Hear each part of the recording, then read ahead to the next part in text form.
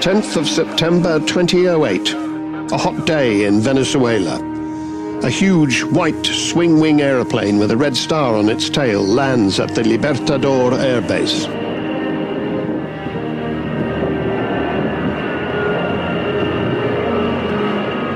It had flown from Russia halfway round the world to participate in a military exercise in the Caribbean region. The transatlantic flight had taken 13 hours.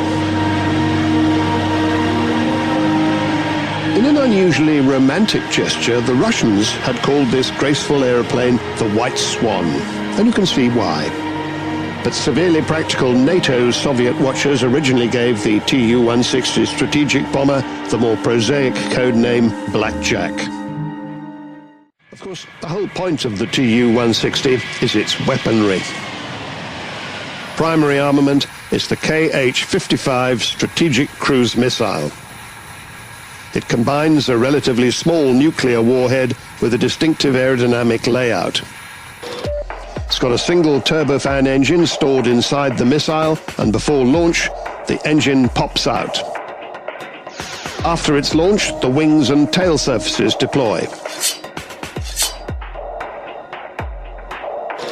The Kh-55 missile uses low-level terrain following, flying as low as 100 meters above the surface, at speeds of about 850 kilometers an hour.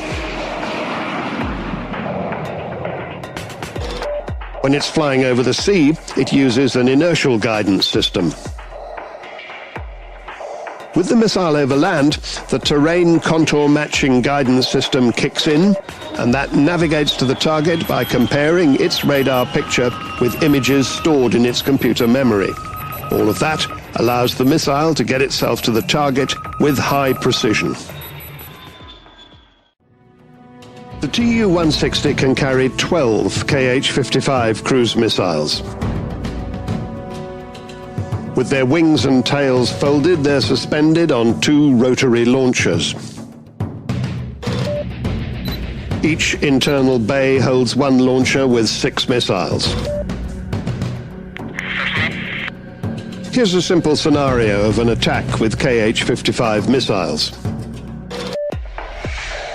Before flight, the specific data is loaded into each missile. 6 missiles are launched, and the aircraft is free to leave the launch area. The wings pop out, the engines power up, and the missiles set course towards the target. During the flight, the missiles change position and even shelter themselves behind each other to avoid radar detection. As they approach the targets, they spread out. Some will get hit by enemy air defense weapons, but others will penetrate the air defense system and hit their targets.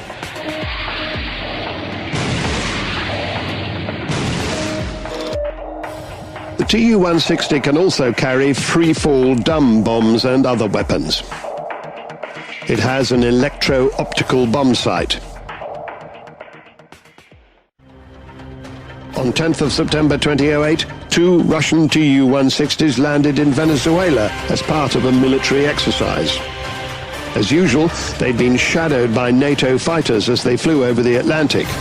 But to the surprise of the NATO pilots, the Russian bombers hadn't turned for home, as they'd always done before, but instead continued their flight westwards.